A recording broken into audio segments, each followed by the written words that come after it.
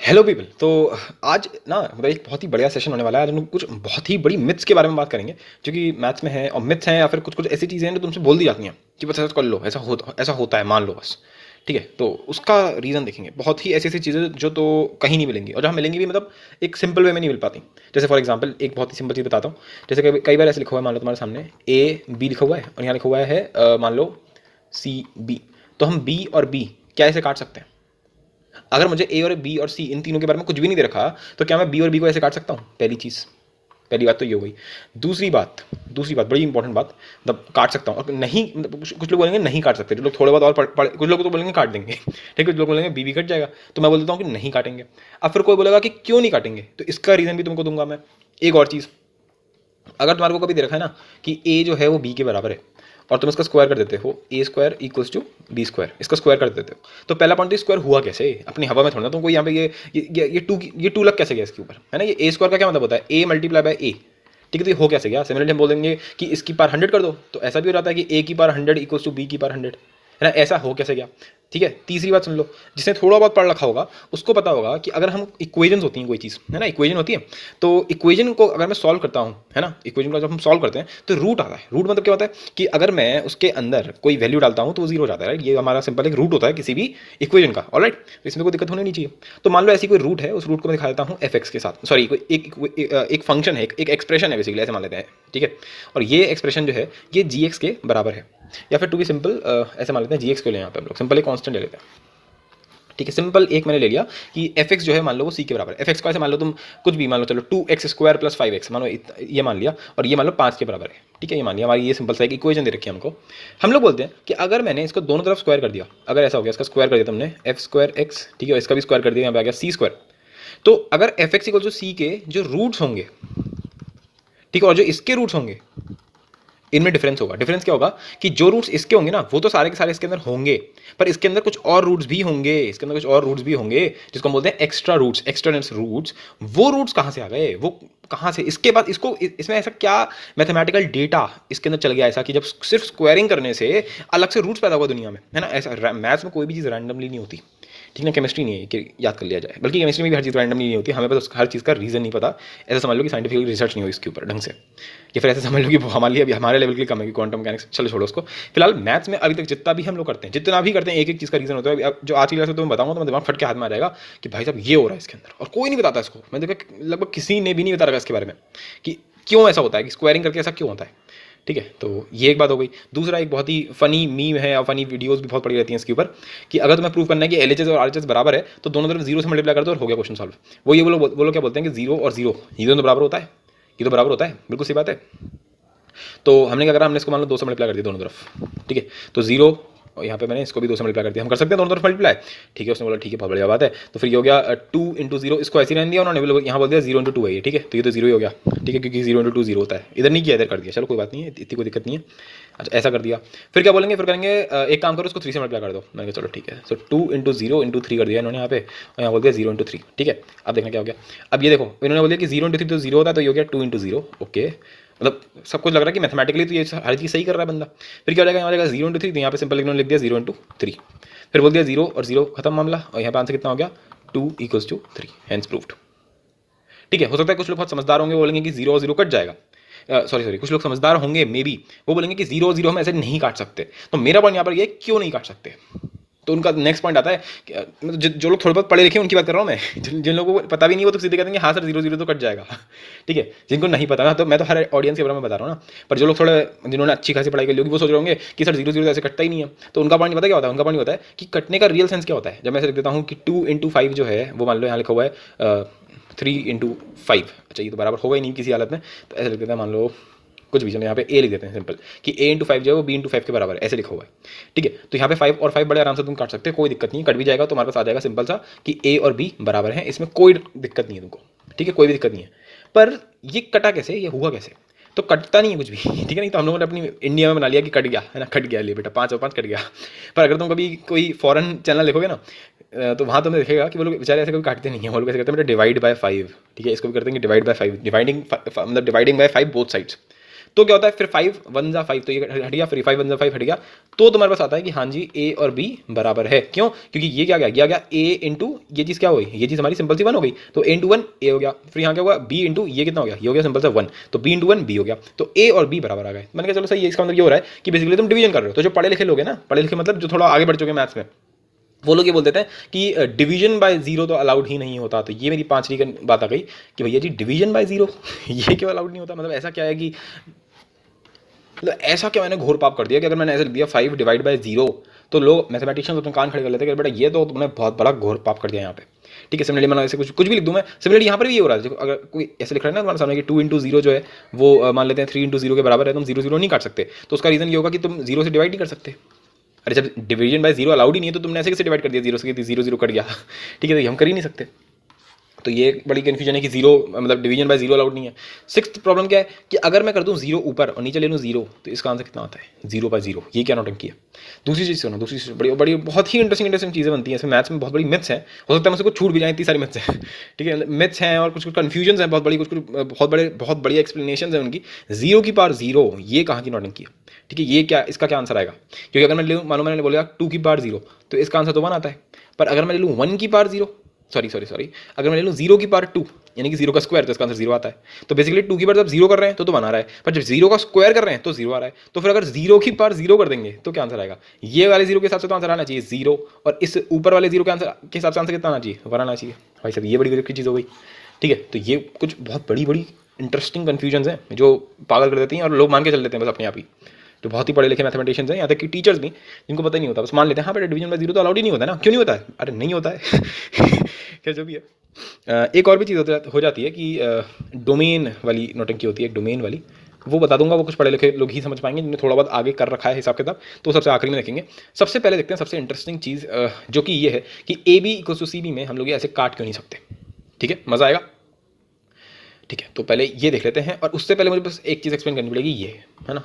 तो एक काम कर लेते हैं ना, फिर सबसे पहले एक इंडिपेंडेंट चीज़ को स्टार्ट करते हैं, ये जिसका शायद हर किसी को एकदम इंतजार होगा, सेकंड वाली और थर्ड वाली, कि ऐसा हो क्या रहा है कि स्क्वायर कर देते हैं तो रूट्स कहाँ से आ जाती, होता क्या एक्चुअल में। तो देखो ये तो बहुत ही बचकाना था जो मैंने यहाँ पे लिख रखा है ना, मतलब ये तो एक था कि जिन लोगों को नहीं पता होता कि अगर ए इक्वल्स टू बी तो तुम स्क्वायरिंग कैसे कर सकते हो किसी के। अरे यार बहुत ही सिंपल है, तो अगर तुम दोनों तरफ मल्टीप्लाई तो कर सकते हो ना, तुम ए से दोनों तरफ मल्टीप्लाई कर सकते हो। अच्छा ये भी चलो इसके बारे में बात कर लेते हैं, तुम दोनों तरफ मल्टीप्लाई कैसे कर सकते हो। ठीक है, मतलब तुम्हारे सामने ऐसे लिखा हुआ है कि 2 जो है वो तो 2 के बराबर है, तो किसी ने बोला हाँ तो इसमें क्या करूँ मैं, इसमें क्या बड़ी बात है। तो मैंने कहा नहीं है, वो बात तो सही है तुम्हारी, ऐसे में लिख दूँगा यहाँ पे कि 2 और 2 बराबर है, तो क्या करूँ 2 और 2 बराबर है, तो मैंने कहा इन दोनों को जोड़ सकते हैं ना, तो 2 + 2 हो जाएगा यहाँ पे। ठीक है, और यहाँ पे कितना हो जाएगा, यहाँ पे हो जाएगा 2 + 2। ठीक है, तो 2 + 2 क्या होता है, 2 मल्टीप्लाई बाय 2। ठीक है, यहाँ क्या हो गया, मैंने गलती कर ली, मैंने 2 नहीं लेने चाहिए, थोड़ा कन्फ्यूजन हो जाएगा इसमें। एक काम कर लेते हैं, मान लो 3 जो है वो 3 के बराबर होता है, 3 जो है वो 3 के बराबर होता है। ठीक है, फिर इन दोनों को जोड़ लो, तो क्या आ जाएगा 3 + 3, और इधर आ जाएगा 3 + 3। जोड़ सकते हैं, कोई दिक्कत थोड़ी है इसमें। अच्छा जोड़ने में भी दिक्कत है क्या, समझ गए ना, तभी कितना बेसिक जाऊँ यार इससे ज़्यादा में। तो फिर अभी 3 + 3 को हम लिख सकते हैं 2 × 3, फिर से हम लेकर 3 + 3 को लिख सकते हैं 2 × 3। तो ये तुमने क्या करा, तुमने अगर तुम्हारे को मैं सिंपल दे दूँ 3 = 3, तो यहाँ से यहाँ जाने तक तुमने क्या कर दिया, ये तुमने बोला, तुमने बेसिकली इसको 2 से मल्टीप्लाई कर दिया, यानी कि तुमने इधर 3 जोड़ दिया और इधर भी 3 जोड़ दिया। तो अगर आगे जाके मैं इसको 3 से मल्टीप्लाई कर दूं तो इसका मतलब क्या हो जाएगा कि तुमने बेसिकली यहाँ पे 3 + 3 + 3 लिख दिया, और फिर यहाँ पर भी तुमने 3 + 3 + 3 लिख दिया, यानी कि 3 × 3 = 3 × 3। तो इसमें कोई डाउट नहीं है, तो बेसिकली तुमने सिंपल 3 से मल्टीप्लाई कर दिया। तो सिमिलरली यहाँ पर भी ये हो रहा है कि मुझे दे रखा है कि ए और बी बराबर हैं, बेसिकली ऐसे लिखा हुआ है कि 3 और 3 बराबर है, सिंपल।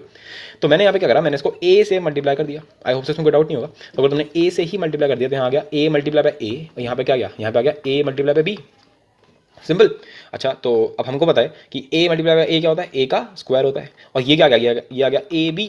पर मुझे ये भी पता है कि a किसके बराबर है, a तो b के बराबर है, तो ये कितना हो गया, ये हो गया b²। बस यही है हमारी पूरी कहानी कि a² = b²। तो यहाँ से यहाँ जाने तक हमें क्या मिल गया, हमको मिल गया कि हमने यहाँ पे स्क्वायरिंग कर दी। अब इसको वो लोग बोल देते हैं कि इसको स्क्वायरिंग कर दी। ये सारी चीज़ें बचपन में पढ़ाई जाती हैं पर हम भूल जाते हैं, तो मैं उनके लिए बता रहा हूँ। मुझे पता है ना, जो बंदा CBSE से निकला हुआ है ना, उसको पता है बेचारे के साथ कितना टॉर्चर हुआ है।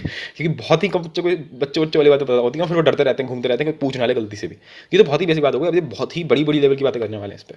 अच्छा इसी के बाद फिर तो तुम समझ ही जाओगे। अगर मैं बोल दूंगा कि इसकी पावर 100 कर दी मान लो, तो तुम क्या करने वाले हो, तुम बेसिकली ए की पावर 98 से मल्टीप्लाई कर दोगे। यानी कि मैं ये जो चीज़ें रखी है ना, A square equal to B square, या फिर इधर से भी ले सकते हैं। अगर मैं ए इक्वल टू बी दे रखा है मेरे को और मुझे यहाँ से यहाँ पहुँचना है, कहाँ पे, ए की पावर 100 इक्वल टू बी की पावर 100, तो यहाँ से यहाँ तुम कैसे पहुँचोगे, तुम बस कुछ नहीं करने वाले, तुम इसको 100 बार ए से मल्टीप्लाई कर दोगे। पहले तुम ए से मल्टीप्लाई करोगे तो तुम्हें मिल जाएगा A square equal to B square, फिर ए से मल्टीप्लाई करोगे तो मिल जाएगा A cube equal to B cube, फिर ए से मल्टीप्लाई करोगे तो ऐसे करते करते ए की पावर 100 इक्वल टू बी की पावर 100। तो ये डाउट तो बहुत ही सिंपल था, जो आई होप्स तो हमारा रिजॉल्व हो गया है।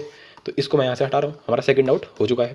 थर्ड डाउट जो कि बहुत ही इंटरेस्टिंग डाउट है, believe me this is one of the most interesting doubt which I love to address, क्योंकि ये मैंने खुद निकाला है बैठ के, ये सारे के सारे मैंने खुद निकाले हैं, सारे के सारे। मतलब मुझे नहीं पता गूगल पे अवेलेबल है या नहीं है, क्योंकि मैंने जब अपने टाइम में गूगल पे सर्च करे थे तो यार कसम से कहीं कुछ ढंग का वो नहीं मिल रहा था सेटिस्फैक्शन लेवल पे कि हुआ क्यों है, ऐसा ही क्यों हो रहा है। तो समझ लेते हैं इसको, बहुत ही सिंपल एग्जांपल ले लेते हैं। जैसे तुम्हारे सामने को बोल दे कि x जो है वो 2 के बराबर है, ठीक है, और मैं इसका आगे जाके कर दूंगा स्क्वायर, ठीक है, स्क्वायर कर देते हैं इसका। तो x का स्क्वायर, अब तो समझ गए ना स्क्वायरिंग का मतलब, है ना। तो तुम फंडामेंटली ले रहे हो कि x को स्क्वायरिंग करने का क्या मतलब होता है। तो अगर तुमने स्क्वायर कर दिया तो x का स्क्वायर मतलब क्या आ जाएगा, 2 का स्क्वायर, यानी कि 4 आंसर आ गया। बहुत बढ़िया, बहुत कोई दिक्कत नहीं है। अगर मैं तुमसे बोलूँ कि एक्स स्क्वायर जो है वो 4 के बराबर है तो x क्या होगा, तो क्या तुम बोलोगे कि 2 होगा, हाँ, क्योंकि 2 का स्क्वायर जो होता है वो 4 होता है। तो अगर कुछ लोग पढ़े लिखे होंगे तो कहेंगे इसका आंसर तो -2 भी आ सकता है, क्योंकि अगर मैं -2 का भी स्क्वायर कर दूंगा, -2 का स्क्वायर क्या होगा बोलो, 4 ही तो होगा, -2 इंटू -2 आंसर कितना आ गया, 4 आ गया। यानी कि जब मैंने x इक्वल टू 2 करा, ठीक है, तो मेरे पास x स्क्वायर इक्वल टू 4 आया, पर जब मैंने x स्क्वायर इक्वल टू 4 करा तो मेरे को 2 चीज़ें मिली, पर मेरे पास एक्सपेक्टेशन किस चीज़ की थी, सिर्फ x इक्वल टू 2 की। पर ये इतनी बचकानी है, मतलब इतने बचपन से इस चीज़ को हम लोग पढ़ रहे हैं ना, इतने छोटे से, कि शायद ये इसमें इतनी कोई दिक्कत होगी नहीं वैसे, है ना, कि हाँ ये तो ऑब्वियस है ना कि ऐसा होता है, इसमें क्या तुम सिखा रहे हो। यहाँ तो कोई दिक्कत नहीं होती, दिक्कत होती है इसके आगे वाले में, ठीक है। जब हम थोड़ा एक लेवल आगे बढ़ाते हैं, जैसे अब मैं यहाँ ले जाऊँगा इसको जनरल केस ले लेता हूँ, तो मैं कोई भी फंक्शन ले लेता हूँ, कोई भी फंक्शन, जैसे मैंने तुम्हें एग्जांपल भी दिया था। मान लो तुमने कुछ भी ले लिया 4x+3, अपने दिमाग में कोई भी फंक्शन ले लो, अपने मतलब लेने की भी जरूरत नहीं है, सिंपल मान लो कोई भी fx लिखा हुआ है, जिसने ट्रिग्नोमेट्री पढ़ रखी है वो कुछ भी ले ले, sign theta plus cos theta ले लो, है ना, कुछ भी ले लो, तुम्हारा मन है। तो ये जो fx है ये मान लेते हैं किसी c के बराबर है, किसी कांस्टेंट के बराबर है। अगर तुम ट्रिग्नोमेट्री करोगे हो तो तुम इसको ऐसे समझ सकते हो कि sign theta plus cos theta, मान लेते हैं ये 1 के बराबर है ना, दिमाग में ऐसे भी रख सकते हैं इसको एग्जाम्पल के तौर पे। तो ये क्या है, बेसिकली एफ थीटा है और ये 1 के बराबर है, बेसिकली सी के बराबर है, इस टाइप से लिखा हुआ है, ठीक है। चलो ठीक है, अब मैं क्या कर रहा हूँ, अब मैं इसका स्क्वायर कर देता हूँ, ठीक है, इसका मैं सिंपल स्क्वायर कर देता हूँ। स्क्वायर का मतलब तो समझ ही गए ना, मतलब मल्टीप्लाई कर दिया दोनों तरफ एफ एक्स है, बेसिकली ये मतलब होता है। पर फिलहाल हमने इसका स्क्वायर कर दिया, तो तुमने एफ एक्स का क्या कर दिया है, पूरे का स्क्वायर कर दिया है। तो अगर तुमने इधर स्क्वायर किया तो इधर भी सी स्क्वायर हो गया, ठीक है, कोई दिक्कत, आई होप सो कोई दिक्कत नहीं होगी। अब मेरे लिए एक और इक्वेशन कंसिडर लेकर चलते हैं, जिसका नाम होगा minus F X equal to C, ठीक है।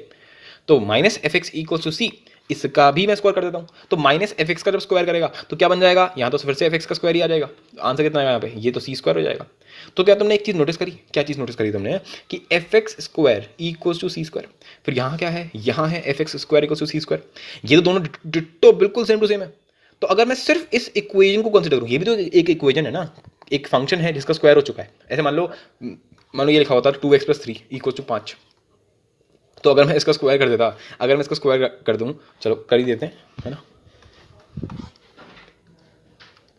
चलो एक एग्जांपल ले लेते हैं, मानो मैंने ले लिया सिंपल सा 2x+3 का होल। तो मान लो ये दे रखा है तुमको कि 2x+3 जो है ये 5 के बराबर है। तो अगर मैं सिर्फ इतनी सी इक्वेशन को सॉल्व करूंगा तो तुम्हें भी पता क्या आने वाला है, यहाँ पे हमारे को x की वैल्यू क्या मिल जाएगी, यहाँ पे हमें x की वैल्यू मिल जाएगी, सिंपल सी क्या है, x की वैल्यू मिल जाएगी 1, सिंपल, राइट, इसमें तो कोई डाउट ही नहीं होगा, ठीक है। नहीं डाउट है तो भैया क्या क्या कहूँ फिर मैं। अच्छा अगर मैं इसका नेगेटिव कंसिडर करूँ, मानो मैंने ले लिया 2x+3 इक्वल्स टू, मान लेते चलो इसका नेगेटिव कर दिया यहाँ पे, और यहाँ पे आ गया 5। अब इसका आंसर कितना आने वाला है, तो अब इसका x में आंसर कितना आएगा, तो देखो माइनस को इधर ले जाओ तो -5 हो जाएगा, इसको 3 को भी उधर ही ले जाओ तो -8 हो जाएगा, तो अब आंसर आएगा -4, ठीक है। तो इसका आंसर आ रहा है -4। अब जरा हम लोग दोनों का स्क्वायर कर देते हैं, तो 2x+3 इक्वल टू 5, इसका स्क्वायर कर दे यार, तो 2x+3 इस पूरे का मैंने स्क्वायर कर दिया, तो इधर आ गया 25, ठीक है। इधर भी मैंने स्क्वायर कर दिया तो माइनस माइनस कट गया बेसिकली, तो यहाँ हो गया 2x+3 का स्क्वायर, यहाँ पे भी आ गया 25। दोनों इक्वेशन सेम लिखी हुई है, देखो ना, 2x+3 होल का स्क्वायर इक्वल टू 25, और यहाँ पर भी वही लिखा हुआ है एक्जैक्टली सेम। तो इसको सॉल्व कर लेते हैं, है ना, दोनों को सॉल्व करना बात एक ही है ना, तो कर लो। इसको क्या आएगा, 4x² + 9 + 12x। अब ये मैंने बहुत ही ज़्यादा रैंडमली ले लिया, ये क्वाड्रेटिक सॉल्व करने में आफत आ जाएगी, ठीक है, जो भी है सॉल्व करना पड़ेगा। 4x² + 12x - 16 = 0, ठीक है, ये बन रहा है।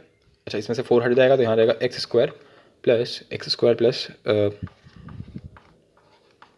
ठीक है। अच्छा अब इसके रूट्स क्या बन जाएंगे, तो अगर तुम इसके रूट्स निकालोगे क्वाड्रेटिक अगर तुम्हें आती होगी डेफिनेटली, तो यहाँ बन जाएगा, एक तो बन जाएगा सिंपल आपका x माइनस 1 है ना, तुम देख पा रहे हो कि दूसरा रूट क्या बन रहा है, दूसरा रूट बन रहा है एक्स प्लस 4 इक्वल्स टू 0। तो इसको जब मैंने सॉल्व किया, जब मैंने इसको सॉल्व किया या फिर ऐसा समझ लो कि इसको सॉल्व किया, तो इसके रूट्स क्या आ गए, इसके रूट्स आ गए x equals to 1 comma minus 4। ठीक है। अब जब ज़्यादातर लोग इस क्वेश्चन को सॉल्व करते हैं ना, तो वो लोग बोल देते हैं कि देखो बेटा जो तुम्हारे आंसर्स है ना, इसको पहले वाले से चेक कर लिया करो। तो तुम्हारा पहला वाला क्या है, 2x plus 3 equals to 5, 2x plus 3 equals to 5। अगर इसमें मैं 1 डालता हूँ तो 1 डालते क्या जाता है, 2 इंटू 1 यानी कि 2 प्लस 3 5। तो हाँ ये तो बिल्कुल सही है, तो 1 हमारा सही है। अब बच्चे इसमें माइनस 4 डालो, तो 2 इंटू माइनस 4 माइनस 8 हो गया, माइनस 8 प्लस 3 तो माइनस 5 होता है बेटा, ये तो गलत हो गया।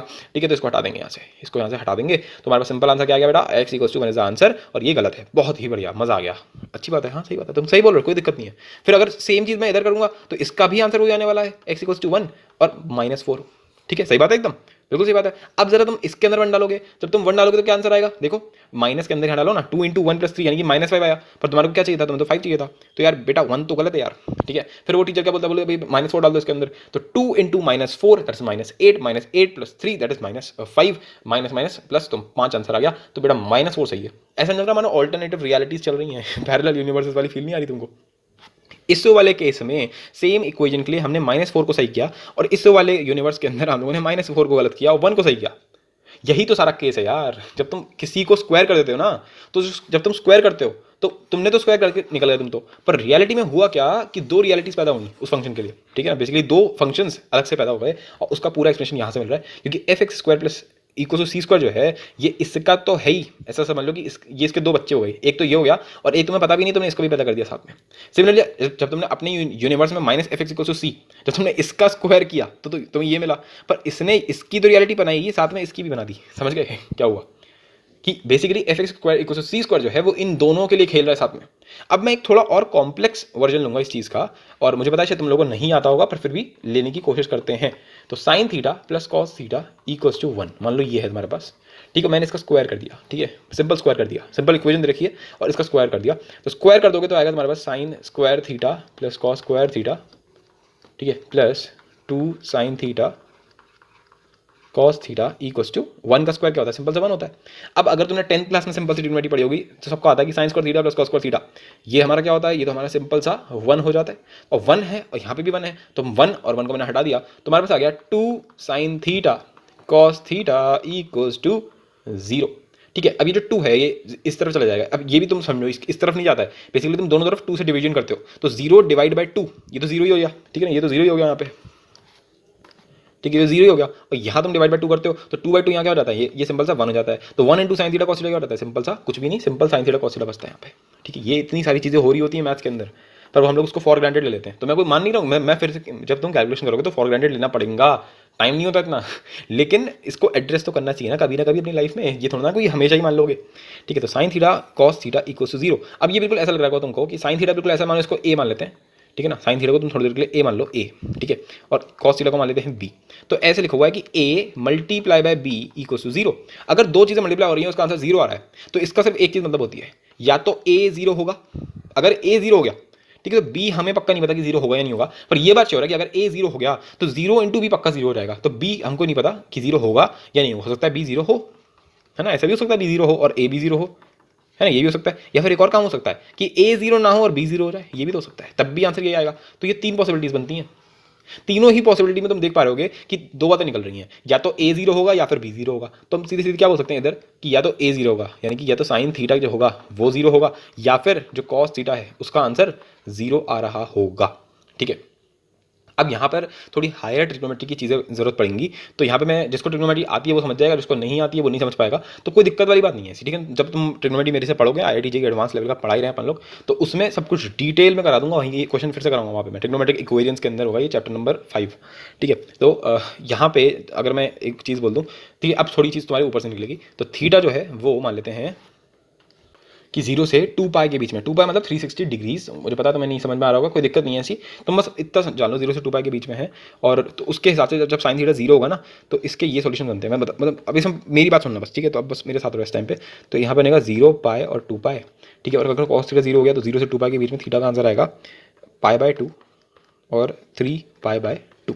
अब मेरी बात सुनना, अब मेन बात यहाँ से शुरू होने वाली है।